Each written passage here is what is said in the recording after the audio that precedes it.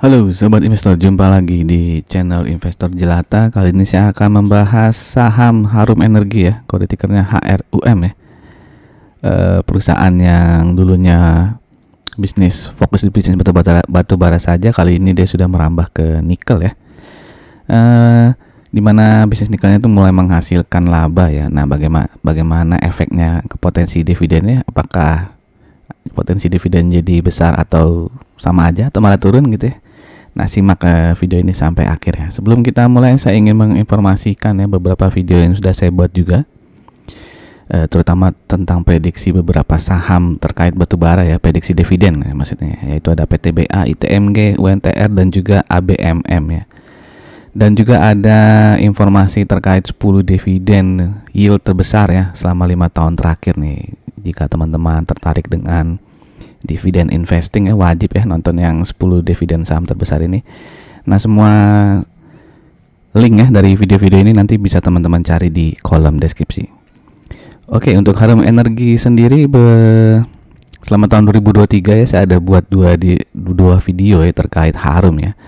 Yang pertama di mana dia informasi tentang dia mulai agresif ya ke diversifikasi ke sektor nikel ya.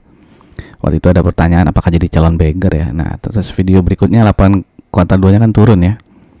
Jadi judulnya gitu ya, laba kuartal 2 turun, sektor nikelnya masih redup, masih mungkin beggar ya. Jadi ya, dua video itu bisa teman-teman tonton juga ya di channel ya, karena di video yang pertama ini yang sebelah kiri ini itu dibahas lengkap ya tentang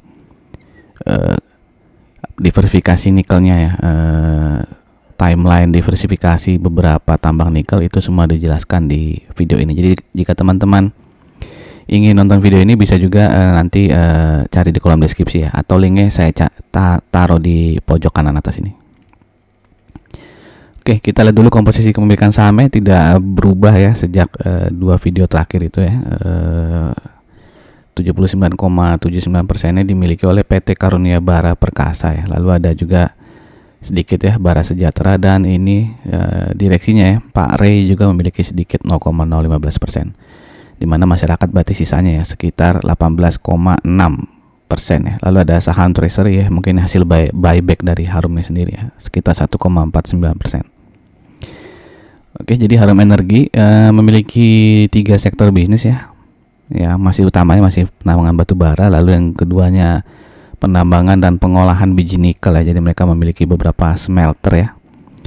Dan juga logistik ya. Ada satu anak usaha yang bergerak di bidang logistik. Oke, kita flashback ke tahun 2022 di mana pendapatan dari Harum ini naik 179% ya, dan labanya naik luar biasa 322% dibandingkan tahun 2021 ya. Nah, sayangnya di tahun ini ya cemerlangnya di kuartal 1 saja gitu ya.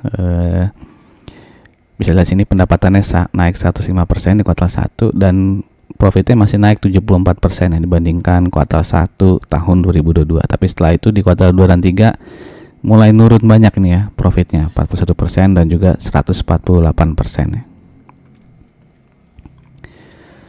Oke, kalau itu digabungkan dari Januari sampai dengan September ya, di sini bisa dilihat pendapatan dari Harum itu turun 8,59%, dan beban pokok pendapatan serta beban langsungnya ya, beban OPEX-nya itu, beban produksinya itu ada kenaikan 29,16% ya. Jadi pendapatannya turun, tapi beban pendapatan dan beban produksinya itu naik cukup banyak ya, 29,16%, sehingga laba kotornya turun 31,5%. Dan laba bersihnya turun lebih banyak lagi ya, 51,9% ya. Bisa lihat sini ada beban lainnya nih yang cukup naik banyak ya. Tadinya hanya 2,3 juta dolar di tahun lalu menjadi 70,7 juta dolar ya. Nah, itu karena ada perubahan penilaian investasi ya. Nanti saya kasih lihat juga di tabelnya ya. Nah, dari penjualan ya, pendapatan ini ya masih didominasi oleh penjualan batubara dan juga penjualan ekspor maupun lokal ya. Bisa lihat sini ekspornya lebih banyak ya, walaupun ada penurunan ekspor ya, sedangkan yang batubara lokalnya itu ada kenaikan sedikit ya. Terus lainnya dari pendapatan sewa dan alat berat ya. Nah, kalau nikel itu masuknya bukan Kan tadi pendapatan yang di sini ya, yang di atas ya. Nah, kalau nikelnya itu masuknya ke sini ya, bagian atas laba entitas asosiasi ya, karena dia dianggap jadi entitas asosiasi. Di sini berarti laba dari sektor nikelnya adalah 26,2 juta dolar ya. Oke, ada sedikit penurunan dibandingkan tahun lalu ya, karena harga nikel juga turun. Oke, di sini ya pendapatan dari ekspor batu baranya turun 13 persenan, sedangkan lokalnya naik 34 persenan. Nah, ini beban lain tadi ya yang sudah saya mention ya. Di sini ya beban lainnya ya, yang tadinya 2,3 juta dolar di tahun lalu sekarang menjadi 70 juta dolar ya. Nah, itu 69,6 juta dolar itu dari ini ya, perubahan nilai wajar investasi ya. Dimana tahun lalu nggak ada, sekarang menjadi ada 69,6 juta dolar. Dimana di kuartal 2 juga perubahan nilai wajar investasi ini belum ada ya. Di sini kan di beban lainnya tuh hanya ada rugi selisih kurs lain-lain ya. Belum ada perubahan nilai wajar investasi. Makanya itu tiba-tiba naik banyak ya perubahan nilai wajar investasinya di kuartal 3. Nah, perubahan nilai wajar investasi itu karena dia ini ya menghitung ulang ya nilai investasi fair value-nya dari salah satu asosiasi lagi, salah satu dari anak usaha nikelnya ya, yang IMI ya. IMI itu apa kepanjangannya? Kita lihat, saya lupa nih. IMI, nah ini ya, aduh nggak ada singkatan ya. Oh, ini ya, Inve Metal Industry ya. Jadi ada penilaian ulang dari nilai wajar si Inve itu ya, PT Inve ya. Tapi di sini ada keterangan ya, pengukuran kembali nilai wajar investasi IMI sebelum perolehan kendali dilakukan sebagai persyaratan akuntansi bla bla bla. Dilakukan secara bertahap sampai dengan tanggal 28 November. Penilaian wajar ini belum selesai ya. Jadi masih dalam proses penilaian oleh penilai independen sehingga nilai wajar tersebut bersifat sementara. Revisi atas nilai wajar akan diselesaikan paling lambat dalam 12 bulan ya. Jadi nilai ini masih bisa berubah-berubah ya. Bisa juga nanti mungkin malah jadi plus gitu ya. Walaupun kemungkinannya kecil sih ya. Agak aneh ya kalau tiba-tiba jadi plus ya. Kayak main-main aja nih. Jadi intinya ini masih bisa berubah ya. Dan kenapa perubahan nilai wajar investasi ini dilakukan? Karena si IMI ini yang tadinya Harum cuma memiliki 49 persenan ya kalau nggak salah. Terus dia menambah ya kepemilikannya menjadi sekitar 99 persenan nih, makanya dia melakukan revaluasi ya. Oke, sebelum kita lanjut saya ingin mengajak teman-teman yang mungkin saja baru mampir di channel ini untuk mensubscribe channel ini dan jangan lupa klik loncengnya agar tidak ketinggalan informasi-informasi yang mungkin berharga untuk teman-teman. Dan jika dirasa video-video di channel ini bermanfaat dan berguna untuk teman-teman, saya minta tolong untuk klik like dan komen dan share-nya ya. Ya, komennya singkat aja, misalnya mantap Pak ya, semangat terus Pak gitu, atau gimana lah gitu ya, agar bisa menambah kemeriahan ya channel ini ya gitu. Oke, kita lanjut ya. Kita lihat sekarang berapa sih laba dari sektor nikel ya. Tadi kan udah secara total itu 26 juta dolar ya. Nah, ini di detailnya dari setiap perusahaan nikelnya ya. Yang pertama dari Nickel Industry Limit ya, dimana di sini kepemilikannya 4,16% saja ya, masih sedikit ya. Nickel Industry Limited ini 4,16%. Bagian atas labanya itu 7,8 juta dolar ya. Jadi perusahaan ini menghasilkan laba 135,8 juta dolar sampai dengan September, tapi bagian labanya si Harum itu 7,8 juta dolar saja karena dia hanya memiliki 4,16% ya. Yang di sebelah kanan ini tahun lalu ya, 1 tahun penuh itu labanya 10,2 juta dolar ya. Kalau ini sampai September saja. Oke, yang kedua itu dari ini masih NIC ya. Ini yang kuartal 2 kemarin ya, itu 4,7 juta dolar. Di kuartal 1 itu 3,2 juta dolar ya. Jadi dari kuartal ke kuartal itu terus naik ya. Kuartal 2 versus kuartal 1 naik 47%, dari kuartal 2 ke kuartal 3 itu naik 63,5%. Oke, yang kedua nih perusahaan Inve Metal Industry ya, tadi IMI ya, yang tadi dilakukan revaluasi nilai investasi ya. Nah, di sini bisa dilihat Itu kepemilikannya ya sampai 25 September itu 49% ya. Nah, lalu pada tanggal 26 September THN anak usahanya si Harum ya memperoleh tambahan 50,99% sehingga total kepemilikan sahamnya di IMI ini menjadi 99,99% ya. Wah, 99,99% ya. Oke, dan dari IMI ini mendapatkan laba ya 18,5 juta dolar ya. Karena ini kan kuartal 3. Waktu itu masih dihitung kepemilikan saham Harum tuh hanya 49% ya. Jadi kan total laba yang didapat oleh IMI itu 37,766%. Kalau teman-teman kalikan 49%, ya pasti itu nilainya 18,5 juta dolar ya. Nah, berarti nanti sejak kuartal 4 ya. Karena sudah memiliki 59,99%, pasti laba ini akan naik ya kepemilikannya. Jadi kalau hampir 100% lah. Hampir semua laba IMI nanti menjadi labanya si Harum ya di mulai kuartal 4 2023. Ya, ini sekilas info aja. Bulan Juni lalu kuartal 2 itu labanya kan baru 12,8 juta dolar ya. Jadi ada peningkatan sekitar 5 jutaan dolar ya dari kuartal 2 ke kuartal 3. Oke, lalu yang satu lagi ya, Weststrong Metal Industry ya, di mana di sini kepemilikannya 20% ya. Dan saat ini masih rugi ya karena dia belum beroperasi secara komersial nih. Jadi wajar saja masih rugi ya. Tapi ruginya makin besar ya karena masih dalam tahap penyelesaian ya, dalam tahap pembangunan ya. Jadi ada rugi sekitar 90.000 dolar ya. Oke, ini di kuartal 2 ya, ruginya itu 25.000. Nah, sekarang naik jadi 90.000 ya di kuartal 3 ini. Oke, ini berita di 19 Desember ya, di mana Pak Ray ini ya, direktur utamanya si Harum ya, mengatakan tadi WMI ya, tadi yang masih rugi itu ya, masih dalam tahap pembangunan ya. Per 30 September kegiatan konstruksi telah memasuki tahap akhir dan diharapkan dapat memulai produksi komersial di kuartal 1 2024 ya. Jadi tahun depan diharapkan WMI itu sudah bisa memberikan sumbangan laba ya. Kalau sekarang kan masih malah bikin rugi ya. Oke, lalu anak perusahaan satu lagi nih ya, PT Position nih, terus mengalami kemajuan dalam berbagai proses perizinan ya. Jadi masih dalam proses perizinan sehingga belum beroperasi dan diharapkan mulai memproduksi biji nikel tuh pada tahun 2024 ya, mungkin di kuartal-kuartal akhir ya mungkin ya, karena masih perizinan nih.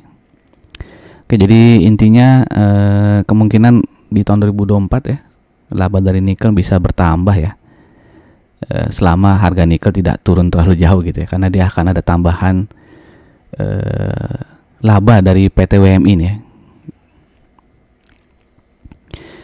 Oke, kita lihat ini dari kuartal 3 versus kuartal 2, berarti pendapatannya turun 13,6% ya, sedangkan labanya tadi turun banyak ya, karena dia di kuartal 3 ini merugi nih ya, minus 598 miliar ya. Mostly itu dikarenakan karena tadi itu ya, yang revaluasi tadi ya, yang 69 juta dolar tuh kalau kalian kalikan kurs 15 ribuan ya, 15.300 itu kira-kira bisa sampai 1 triliun ya. Jadi kalau 1 triliun itu nggak ada ya, berarti kan ini sebenarnya profit ya, bisa profit 400-an 500-an miliar gitu ya. Jadi ya karena nilai revaluasi itu tadi saja ya, makanya jadi minus ya si Harum ini. Oke, sekarang kita masuk ya ke rasio-rasio di mana bandingkan dengan beberapa perusahaan batubara lainnya. Per dari Harum ini cukup tinggi lah ya, paling tinggi malah di antara 6 perusahaan batubara lainnya, 8,36, di mana yang paling rendah ini ABMM ya, yang videonya sudah saya bahas juga. Lalu untuk PBV ya menengah lah ya, karena ada yang paling tinggi di sini si MCOL 1,99.